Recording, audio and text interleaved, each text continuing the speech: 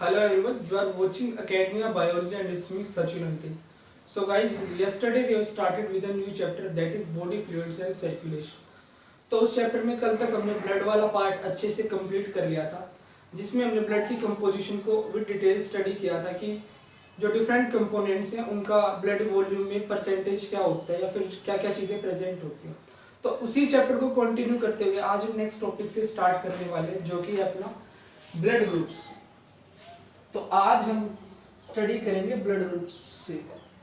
देखो, वैसे तो ब्लड ग्रुपिंग के लिए हमारे पास बहुत सारे सिस्टम्स प्रेजेंट हैं, बट यहाँ पर हम सिर्फ दो ही सिस्टम्स को अच्छे से स्टडी करने वाले। The first one is ABO blood grouping system and the second one is Rh blood grouping system. तो शुरू करते हैं एबीओ ब्लड ग्रुपिंग सिस्टम से। This particular blood grouping system was given by Karl Landsteiner. ये आपका Karl Landsteiner ने दिया था, ये सिस्टम डिस्कवर किया था उसने। तो शुरू करते हैं इसको समझना। तो सबसे पहले मान लीजिए आपके पास कोई एक आरबीसी प्रेजेंट है। ये है आपकी आरबीसी। तो जो आपकी आरबीसीज होती है उनके सरफेस पे कुछ ग्लाइकोलिपिड या ग्लाइकोप्रोटीनेशियस नेचर के सब्सटेंस प्रेजेंट होते हैं। इनके सरफेस पे कुछ इस तरह से कैसे सब्सटेंस प्रेजेंट होते हैं, ग्लाइकोलिपिड या फिर ग्लाइकोप्रोटीन नेचर के, ग्लाइकोलिपिड या फिर ग्लाइकोप्रोटीन नेचर के कुछ सब्सटेंस आपकी आरबीसी के ऊपर प्रेजेंट होते हैं, जिनको हम बोलते हैं एंटीजेंस। एंटीजेंस या फिर इनका एक दूसरा नाम भी होता है अग्लूटिनोजेंस। अग्लूटिनोजन। देन जो आपका सीरम ब्लड प्लाज्मा होता है, ब्लड प्लाज्मा, तो आपके ब्लड प्लाज्मा में भी कुछ इसी तरह के सब्सटेंस प्रेजेंट होते हैं, जिनको हम बोलते हैं एंटीबॉडीज। एंटीबॉडीज, और एंटीबॉडीज को हम एबी से भी डिनोट करते हैं, कैपिटल ए स्मॉल बी। तो जो आपकी पर्टिकुलर एंटीबॉडीज होती है इनको हम बोलते हैं एग्लूटिनिन्स। एग्लूटिनिन्स। तो यहां तक की कहानी आपको समझ आई होगी। जो आपकी आरबीसीज होती है उनके सरफेस पे कुछ ग्लाइकोलिपिड या ग्लाइकोप्रोटीनेशियस नेचर के सब्सटेंस प्रेजेंट होते हैं, जिनको हम एंटीजेंस बोलते हैं। एंटीजेंस का एक दूसरा नाम भी होता है एग्लूटिनोजेंस। ठीक है। फिर जो आपका ब्लड प्लाज्मा होता है उसमें भी कुछ इसी तरह से एंटीबॉडीज प्रेजेंट होती हैं। उन एंटीबॉडीज को हम बोलते हैं एग्लूटिनेंस।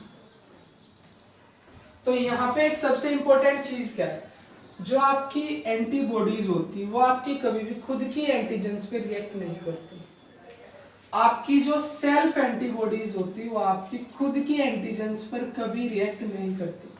इस चीज को मैं लिख भी देता हूं, ये काफी इंपॉर्टेंट, आपको समझ में आनी भी चाहिए और आप नोट भी कर सकते हो। The antibodies of plasma never react with antigens of your own RBC। तो जो आपकी एंटीबॉडीज होती है वो आपकी खुद की आरबीसी के एंटीजेंस के साथ कभी रिएक्ट नहीं करती। फिर यहीं पे एक दूसरा इंपॉर्टेंट पॉइंट आता हुआ है, but the antibodies can react with antigens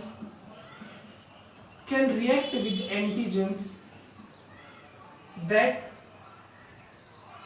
your RBC lack। खुद की एंटीबॉडी खुद के एंटीजन से कभी रिएक्ट नहीं करती। जो आपकी एंटीबॉडीज होती है वो सिर्फ उन एंटीजेंस के साथ रिएक्ट कर सकती है जो आपकी आरबीसी के पास प्रेजेंट नहीं है। तो देखो ये कंडीशन कुछ इस तरह की है। मान लीजिए या आपके पास एक एंटीजन प्रेजेंट इस आरबीसी पे, ये है हमारे पास एंटीजन ए। एंटीजन ए ठीक है। तो आरबीसी पे अगर एंटीजन ए है तो जो आपका ब्लड प्लाज्मा होगा उसमें एंटीबॉडी कौन सी होगी? उसमें एंटीबॉडी होगी anti B antibody, anti B antibody. देखो नाम से ही समझ में आ रहा होगा, एंटी यानी कि अपोजिट ऑफ बी, यानी कि जो आपकी ये एंटीबॉडी होगी ये आपकी बी एंटीजन को अपोज करेगी। आपकी जो ये एंटीबॉडी होगी वो आपके बी एंटीजन को अपोज करेगी। यहां मैंने एक चीज और इंपॉर्टेंट पहले ही बताई आपको, जो आपकी खुद की एंटीबॉडी होती है वो आपकी बॉडी की खुद के एंटीजन्स के साथ कभी रिएक्ट नहीं कर सकती। तो अगर यहाँ पे एंटीजन ए मौजूद है तो जो आपकी एंटीबॉडी होगी वो ए के साथ तो रिएक्ट नहीं करेगी, वो रिएक्ट करेगी आपकी बी के साथ। तो आपके जो ब्लड प्लाज्मा होगा उसमें एंटी बी एंटीबॉडी प्रेजेंट होगी। सिमिलरली अगर कंडीशन कुछ इस तरह से, मान लीजिए आपके पास एंटीजन बी है, अगर एंटीजन आपके पास बी है तो जो आपकी एंटीबॉडी होगी वो बी पे तो रिएक्ट नहीं करेगी, खुद पे तो कभी करती ही नहीं है। तो जो आपका एंटीबॉडी आपके ब्लड में प्रेजेंट होगा वो होगा एंटी ए एंटीबॉडी। तो आपके पास वो एंटी ए एंटीबॉडी प्रेजेंट होगी।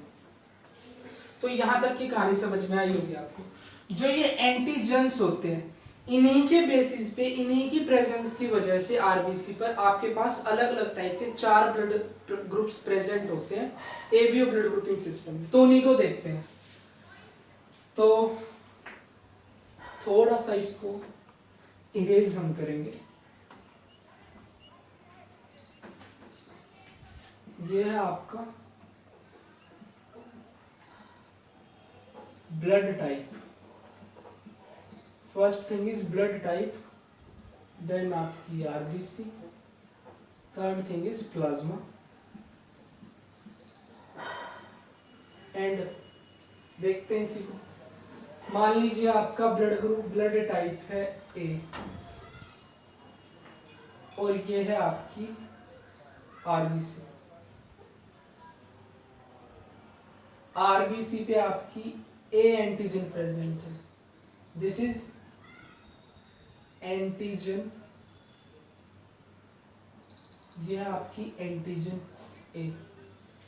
ब्लड ग्रुप आपका है ए और आपकी जो आरबीसी है उस पर एंटीजन ए प्रेजेंट है। तो आपका जो प्लाज्मा होगा उसमें एंटीबॉडी कौन सी प्रेजेंट होगी? तो जो आपका प्लाज्मा होगा उसमें एंटीबॉडी होगी anti B antibody, anti B antibody present होगी। देन अगर आपका सेकंड ब्लड टाइप है ब्लड टाइप बी, तो ये वही फिर से आपका आरबीसी हम रेड कलर से दिखाएंगे, ये आपका आरबीसी है। और जो आपका आरबीसी है इसके सरफेस पे हमारे पास प्रेजेंट है एंटीजन बी, एंटीजन बी। तो इस कंडीशन में हमारा जो प्लाज्मा होगा उसमें एंटीबॉडी कौन सी होगी? Anti A antibody, anti A antibody, यानी कि जो आपकी एंटीबॉडी होगी वो आपके एंटीजन ए को अपोज करने वाली है। देखो जिस तरह का आपके ब्लड में एंटीजन प्रेजेंट है वही आपका ब्लड टाइप हो जाता है। ये मैंने आपको पहले ही बोला था। Based on the presence of different types of antigens over the surface of RBC, we have different types of blood groups. तो जैसा आपका एंटीजन है वैसा आपका ब्लड ग्रुप टाइप है। तो ये आपका बी हो गया। देन सेकंड कंडीशन इज अगर आपका जो ब्लड ग्रुप टाइप है वो है A B, A B blood group type, तो आपकी जो आरबीसी होगी वो फिर से रेड कलर से डिनोट करेंगे, ये आपकी रेड आरबीसी। देखो ए में सिर्फ ए एंटीजन थी, बी में सिर्फ बी एंटीजन थी। तो ए बी अगर ब्लड ग्रुप है तो इसमें क्या होगा? इसमें ए एंटीजन भी होगी और इसमें आपकी बी एंटीजन भी होगी। तो कौन सी इसमें एंटीजन प्रेजेंट है? एंटीजन ए भी प्रेजेंट है और आपकी एंटीजन बी भी प्रेजेंट है। देखो एक चीज आपने नोट की होगी, अगर एंटीजन ए प्रेजेंट है तो जो आपकी एंटीबॉडी होगी वो होगी जो आपकी एंटीजन प्रेजेंट नहीं है। अगर ए प्रेजेंट है एंटीबॉडी बी है, अगर एंटी जो आपका ब्लड टाइप है बी यानी कि एंटीजन बी प्रेजेंट है तो आपकी एंटीबॉडी है ए। तो इस कंडीशन में क्या है, आपके पास एंटीजन ए भी प्रेजेंट और एंटीजन बी भी प्रेजेंट है, दोनों एंटीजन प्रेजेंट है। तो जो आपका प्लाज्मा होगा उसमें आपका कोई भी एंटीबॉडी प्रेजेंट नहीं होगा। देन इसके बाद जो नेक्स्ट कंडीशन है वो आपका ओ ब्लड टाइप। मान लीजिए ये आपकी आरबीसी है, फिर से ओ ब्लड टाइप में क्या होता है, हमारे पास कोई भी एंटीजन प्रेजेंट नहीं होती, एंटीजन हमारे पास कोई भी प्रेजेंट नहीं है। तो जो आपका प्लाज्मा होगा उसमें एंटीबॉडी कौन सी होगी, उसमें आपकी दोनों एंटीबॉडीज प्रेजेंट होंगी। यानी कि देखो जो O वाला है उसमें एंटीजन तो कोई भी नहीं है, ना A एंटीजन है ना B एंटीजन है। तो उसमें जो एंटीबॉडी होंगी उसमें कौन सी होंगी, वो एंटी A एंटीबॉडी भी होगी और एंटी B एंटीबॉडी भी होगी। Then the antibodies will be anti A antibody and anti B antibody.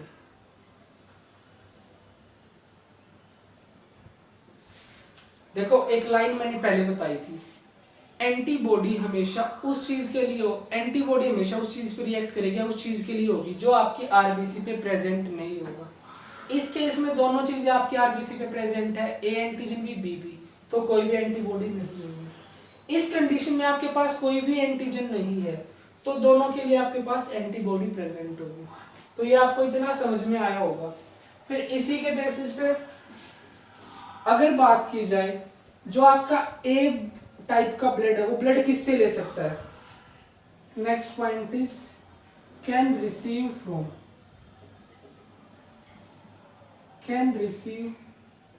From. तो जो आपका ए ब्लड टाइप का पर्सन है वो एक तो आपका ए से ही ले सकता है, दूसरा बी से ले सकता है नहीं, क्योंकि उसके अगेंस्ट इसके पास एंटीबॉडी प्रेजेंट है ए के अगेंस्ट। ए बी से भी नहीं ले सकता, या ले सकता है ए बी से, नहीं ले सकता क्योंकि ए है जो आपका उसके पास दोनों एंटीजेंस प्रेजेंट है जो कि आपकी एक ही एंटीबॉडी के साथ रिएक्ट कर सकती है, तो वो आपका ए बी से भी नहीं ले सकता। फिर बात आती है जो आपका ओ है, तो जो आपका ए वाला पर्सन है आपका ए से ले सकता है और दूसरा आपका ओ से ले सकता है, ओ वाले ब्लड टाइप से। बात आती है अगर बी वाला, जो आपका बी ब्लड ग्रुप का पर्सन है वो किस से ब्लड रिसीव कर सकता है, एक तो बी से ले सकता है, दूसरा आपका ओ से ले सकता है। फिर नेक्स्ट कंडीशन इज जो आपका ए बी वाला है वो किस से ले सकता है। देखो इसमें पता है क्या होता है, जो आपका ए बी है इसमें एंटीजन ए बी है और एंटीजन बी भी है। इसमें एक सेल्फ और नॉन सेल्फ का बहुत बड़ा रोल होता है। सेल्फ और नॉन सेल्फ समझना, इसको थोड़ा सा मैं आपको समझाने की कोशिश करूंगा। सेल्फ एंड नॉन सेल्फ, देखो सेल्फ यहां पे उस चीज को बोला है जो हमारे the thing that we have,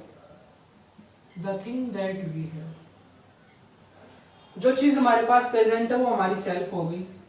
non self is the thing we don't have. देखो जो हमारे पास चीज प्रेजेंट होगी उसको तो हमारी बॉडी सेल्फ कंसीडर करेगी, जो चीज हमारे पास प्रेजेंट नहीं होगी उसको हमारी बॉडी नॉन सेल्फ कंसीडर करेगी या फिर फॉरेन कंसीडर करेगी। तो ए बी के कंडीशन में क्या है, हमारे पास एंटीजन ए भी है, एंटीजन बी भी है। तो इस कंडीशन में क्या है, जो आपका ये मॉलिक्यूल है इसमें ए और बी एंटीजन दोनों इसके आपके सेल्फ में आते हैं।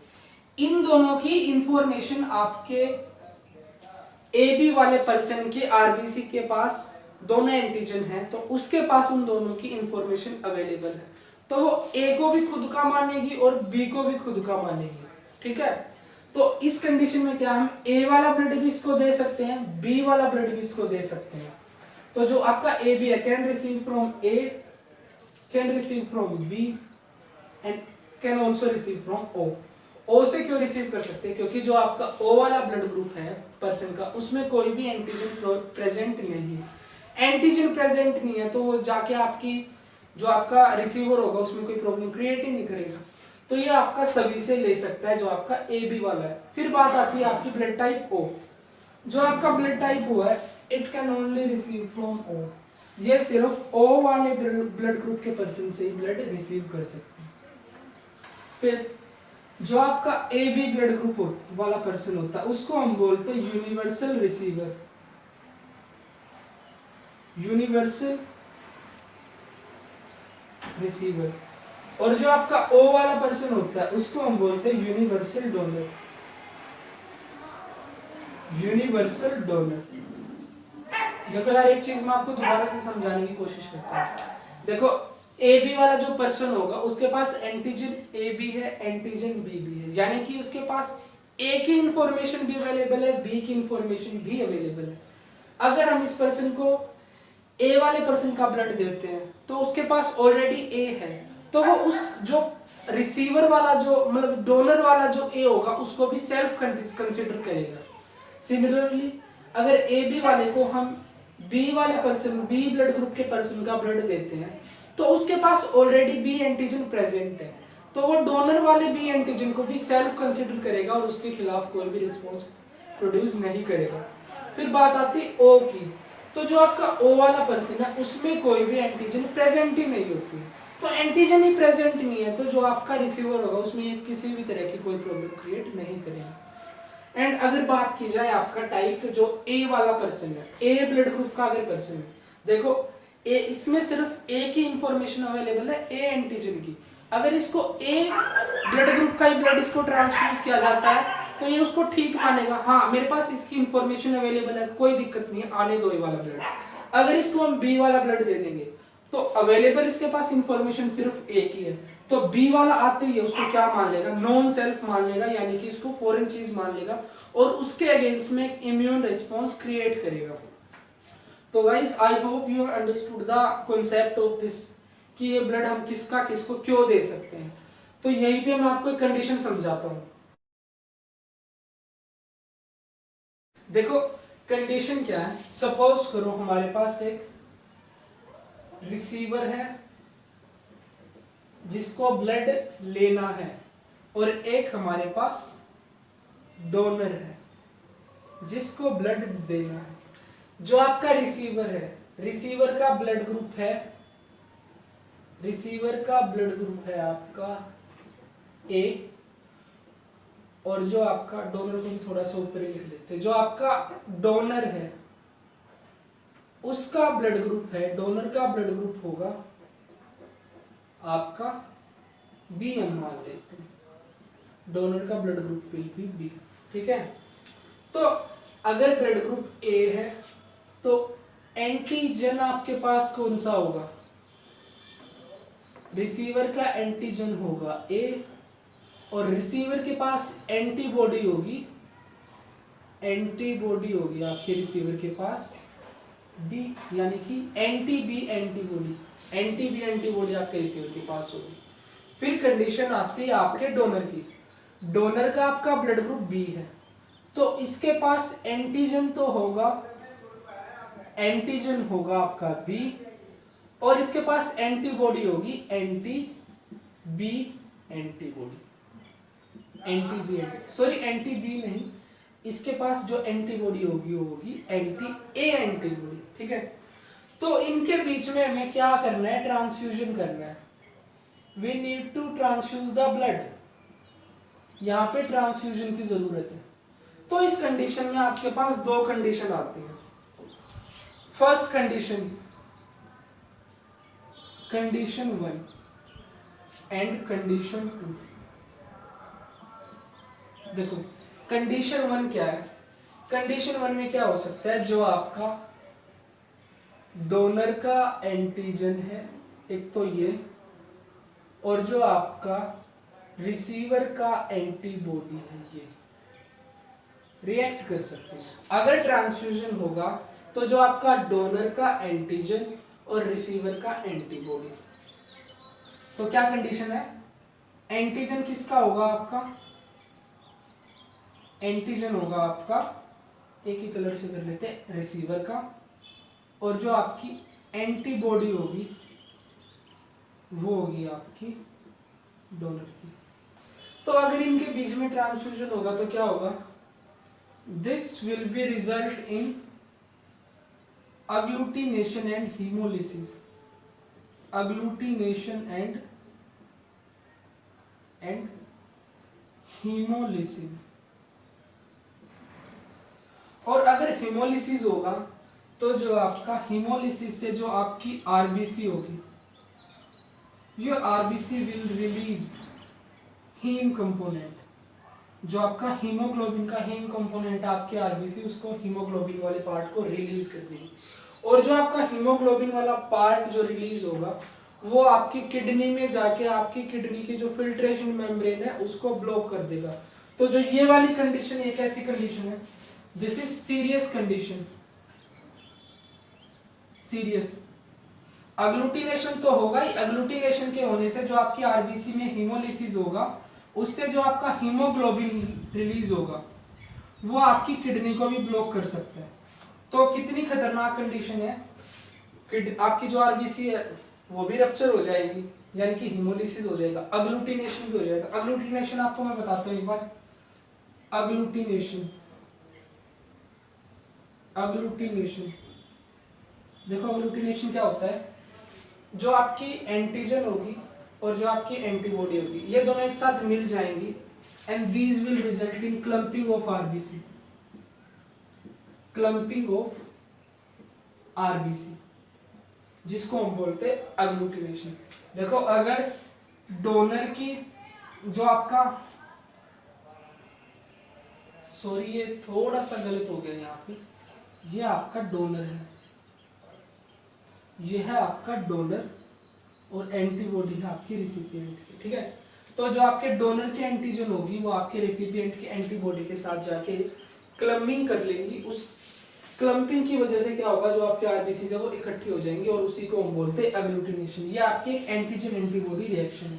तो उसकी वजह से आपका जो एक इतनी सीरियस कंडीशन है वो प्रोड्यूस हो सकती है जिसमें आपके पर्सन की डेथ भी हो सकती है।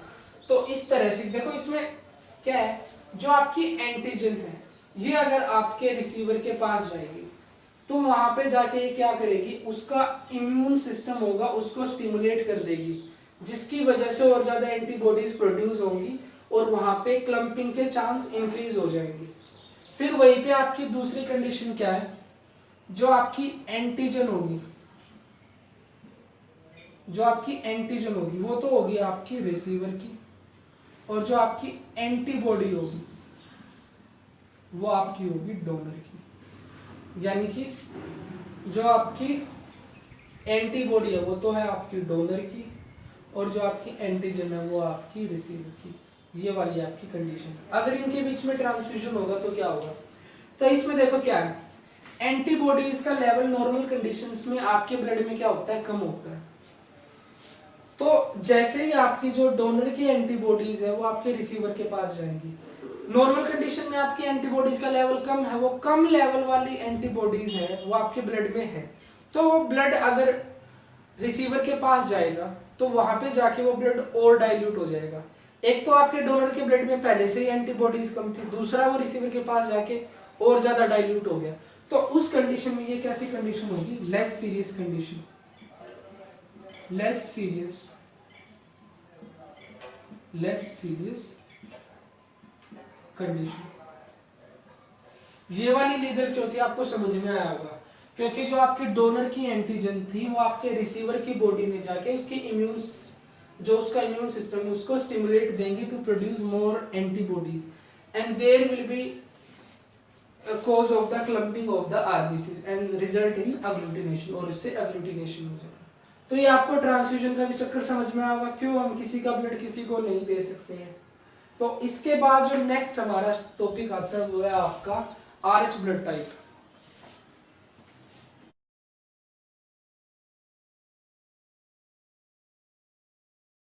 तो शुरू करते हैं आपके RH blood grouping system.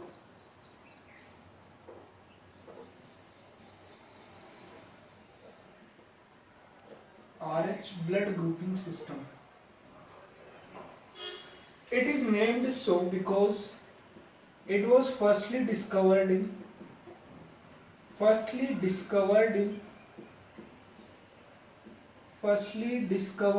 rhesus monkey। तो इसी वजह से इसको नाम दिया गया RH ब्लड ग्रुपिंग सिस्टम। तो समझते हैं इसको। मान लीजिए आपके पास से कुछ इस तरह से एक आरबीसी है और इस आरबीसी पे आपका प्रेजेंट होती है एक एंटीजन डी या फिर जिसको हम बोलते हैं RH फैक्टर। तो जिसमें ये एंटीजन प्रेजेंट होगी उसको हम बोल देंगे RH पॉजिटिव, और जिसमें ये एंटीजन प्रेजेंट नहीं होगी उसको हम बोल देंगे RH नेगेटिव। तो बात की जाए एंटीजन की, जो आपका RH पॉजिटिव होता है उसमें एंटीजन होता है D प्रेजेंट होता है। देन अगर बात की जाए एंटीबॉडी की, तो वहां पे कोई एंटीबॉडी प्रेजेंट नहीं होती। जो आपके RH नेगेटिव होते हैं उनमें कोई एंटीजन प्रेजेंट नहीं होता, उनमें एंटीबॉडी होती है, एंटीबॉडी D। देन अगर बात की जाए जो आपका RH पॉजिटिव है वो किससे ब्लड ले सकता है, कैन रिसीव ब्लड फ्रॉम, जो आपका RH पॉजिटिव वाला है वो किससे ब्लड ले सकता है, the RH positive individual can receive blood from RH positive as well as RH negative. तो आपका जो पॉजिटिव वाला इंडिविजुअल है वो पॉजिटिव से भी ले सकता है और नेगेटिव वाले से भी ले सकता है। तो नेगेटिव वाले से क्यों ले सकता है, क्योंकि जो आपका नेगेटिव वाला है उसमें एंटीजन प्रेजेंट नहीं है और जो आपका RH पॉजिटिव है उसमें इसके एंटीजन के लिए कोई एंटीबॉडी प्रेजेंट नहीं है। देन अगर बात की जाए RH नेगेटिव इंडिविजुअल की, तो जो आपका RH नेगेटिव इंडिविजुअल होता है वो सिर्फ RH नेगेटिव वाले इंडिविजुअल से ही ब्लड ले सकता है, क्योंकि अगर इसको RH पॉजिटिव वाला ब्लड दे देंगे तो जो इसकी एंटीबॉडी है this will react upon the antigen of the RH positive individual and this will cause agglutination. तो इससे क्या हो जाएगा, अग्लूटिनेशन। तो मैं एक बार आपको अग्लूटिनेशन बता देता हूं क्या होता है। शायद पहले बताया भी था मैंने आपको अग्लूटिनेशन। Agglutination simply means clumping of RBCs,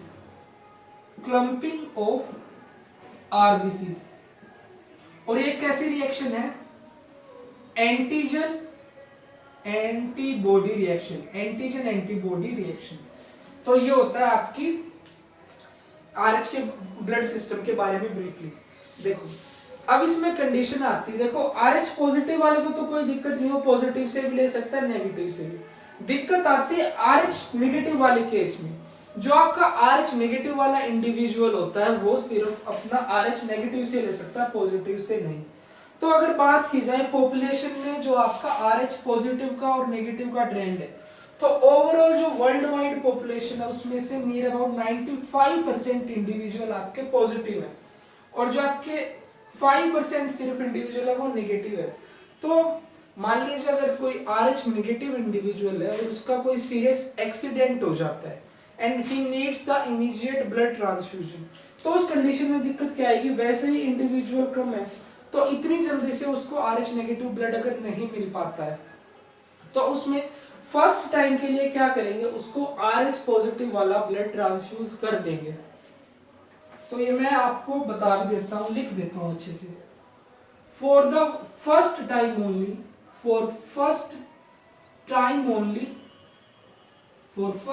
only the RH negative individual can be given RH positive blood। तो फर्स्ट टाइम के लिए, सिर्फ एक बार के लिए जो फर्स्ट टाइम होता है उसको हम RH पॉजिटिव बंदे का ब्लड RH नेगेटिव वाले को दे सकते हैं। देखो इसमें क्या होता है, अगर देखो जो आपका RH नेगेटिव वाला जो इंडिविजुअल है जिसको हमें ब्लड देना है उसमें एंटीबॉडीज प्रेजेंट होती है। अगर हम बात करें एंटीबॉडीज की, नॉर्मल कंडीशन में बॉडीज में आपका एंटीबॉडीज के लेवल को कम रखा जाता है। तो जैसे ही इसको हम RH पॉजिटिव का ब्लड देंगे तो उसमें क्या होगा, जो एंटीजन है वो इसके एंटीबॉडीज के साथ रिएक्ट करेंगी, जिसकी वजह से जो आपका RH नेगेटिव इंडिविजुअल का इम्यून सिस्टम है वो एक्टिवेट हो जाएगा एंड दिस विल कोज अग्लूटिनेशन। तो यहाँ पे क्या हो जाएगा, अग्लूटिनेशन के चांसेस हो जाएंगे। तो जो इम्यून सिस्टम एक्टिवेट होगा उसमें क्या होगा, उससे जो आपका RH नेगेटिव वाला इंडिविजुअल है उसकी एंटीबॉडीज का लेवल इंक्रीज हो जाएगा। फर्स्ट टाइम वाले एक्सपोजर में क्या हुआ, इतनी ज्यादा एंटीबॉडीज थी नहीं आपके नेगेटिव वाले इंडिविजुअल के पास कि वो एंटीजेंस के साथ रिएक्ट कर पाए, but after the first time उसके पास ऑलरेडी एंटीबॉडीज प्रेजेंट है जो कि आपके RH पॉजिटिव की एंटीजेंस के साथ रिएक्ट कर सकता है। तो इसी वजह से सेकेंड टाइम में उसको कभी भी RH पॉजिटिव इंडिविजुअल का ब्लड नहीं दिया जा सकता, क्योंकि फर्स्ट टाइम एक्सपोजर के बाद RH नेगेटिव इंडिविजुअल की बॉडी में जो एंटीबॉडीज का लेवल काफी इंक्रीज हो जाता है, that can react with the antigens of the RH positive individual and result in the agglutination and that can ultimately cause the death of the organism। तो यही कारण था कि RH नेगेटिव वाले को सिर्फ एक बार के लिए पॉजिटिव वाले का ब्लड दिया जा सकता है, सेकेंड टाइम ये चीज पॉसिबल नहीं है। फिर यहीं पे एक चीज और आती है आपकी HDN, यानी कि haemolytic disease of newborn. hemolytic disease of newborn, या फिर इसको एक नाम और दिया जाता है erythroblastosis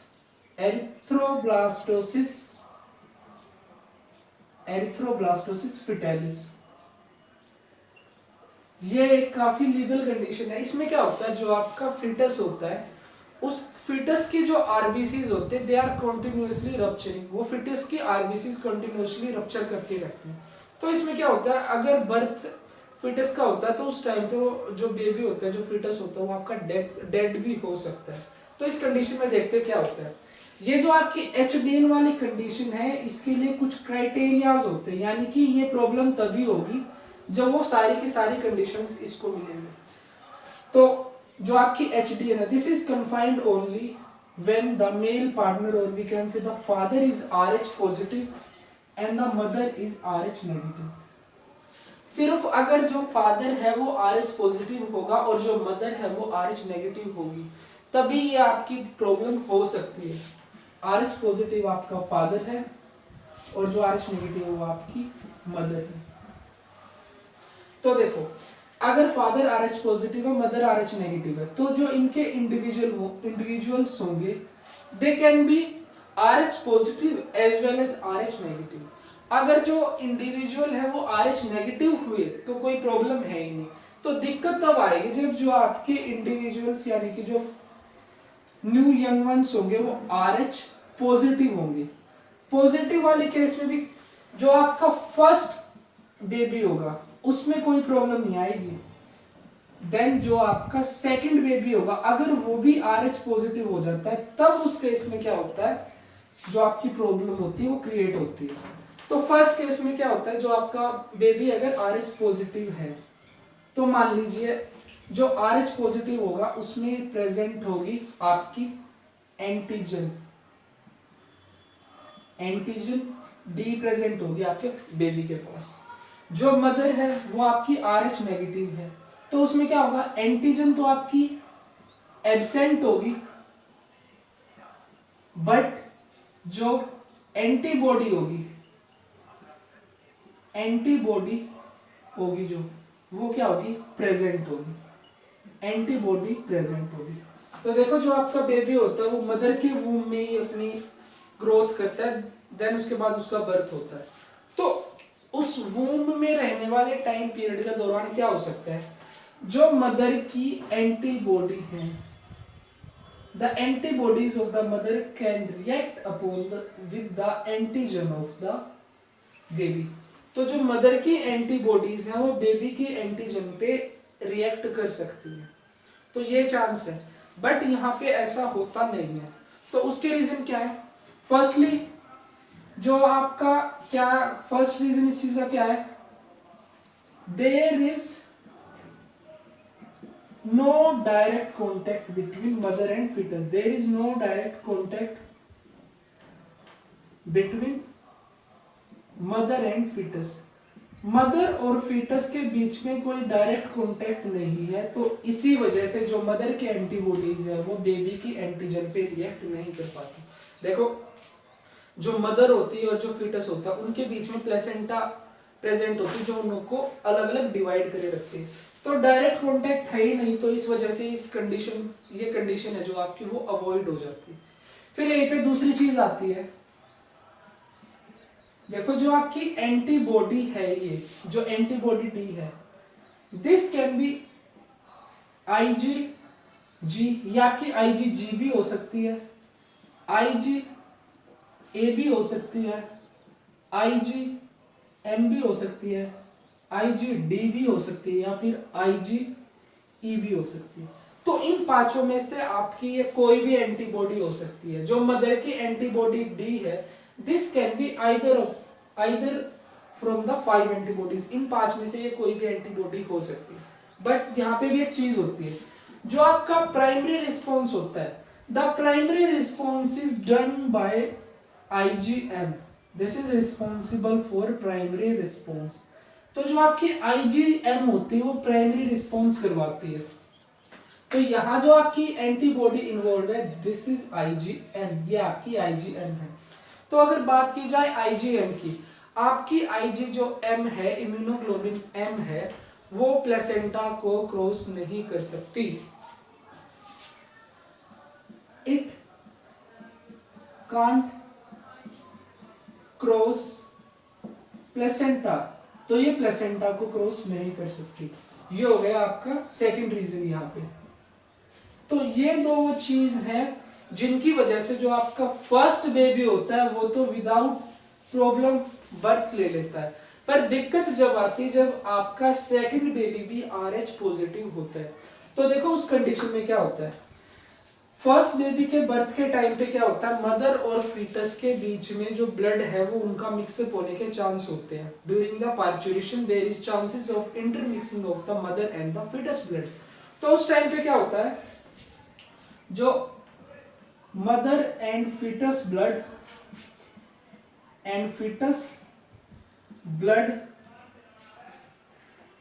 gate mixed during parturition. तो पार्चुरेशन के टाइम पे क्या होता है, मदर और फीटस का जो ब्लड होता है वो मिक्स हो जाता है during parturition.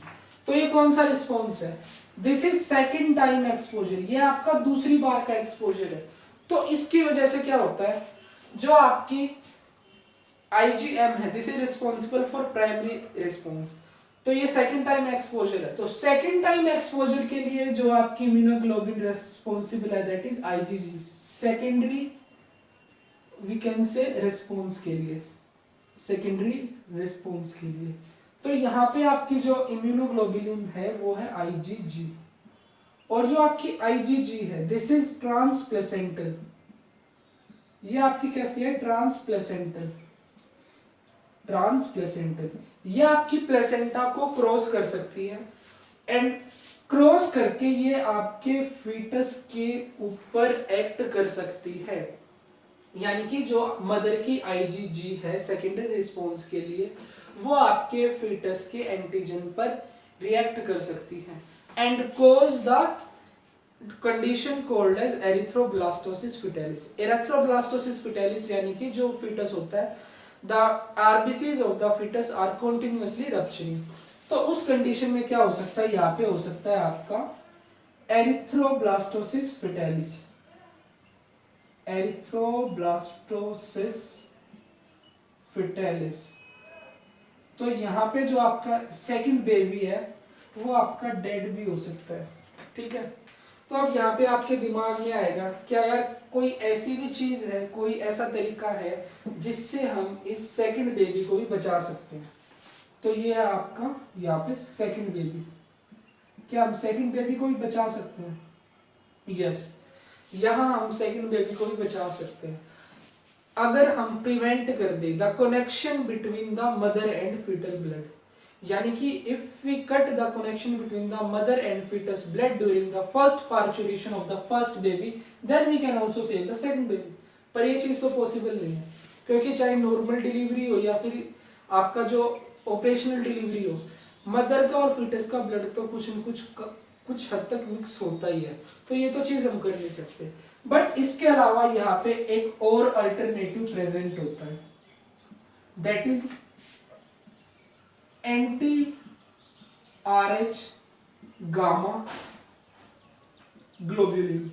Anti RH gamma globulin यानी कि जिसको हम बोलते हैं रोगम, एंटी रोगम इंजेक्शन, एंटी रोगम, ये इस नाम का एक इंजेक्शन आता है, दैट इज एंटी IgG। ये आपके IgG के अपोजिट वर्क करता है, यानी कि उसके साथ मतलब उसका अपोजिट है, एंटी है उसका। तो अगर ये जो इंजेक्शन है anti रोगम, if this injection is administered with 72 hours of delivery, within 72 hours of delivery of first baby, अगर फर्स्ट बेबी की डिलीवरी के टाइम पे विदिन 72 आवर्स हम ये इंजेक्शन दे दे, तो जो आपका सेकंड बेबी है उसको भी बचाया जा सकता है, क्योंकि जो आपका ये एंटी रोगम इंजेक्शन है ये आपकी IgG की फॉर्मेशन को रोकता है, यानी कि जो मदर का इम्यून सिस्टम है उसको ये एक्टिवेट होने नहीं दे सकता। अगर मदर का इम्यून सिस्टम एक्टिवेट नहीं होगा तो एंटीबॉडीज फॉर्म नहीं होगी, एंटीबॉडीज ही फॉर्म नहीं होगी तो जो आपका सेकंड बेबी है वो भी इजीली बच सकता है। तो ये मेडिकल कंडीशन, लीगल कंडीशन है, इसमें जो बेबी होता है the baby can be by birth dead, यानी कि बर्थ के टाइम पे वो डेड हो सकते हैं या फिर बर्थ से पहले भी वो डेड हो सकता है। तो इसमें क्या होता है, the RBCs of the baby are continuously rupturing,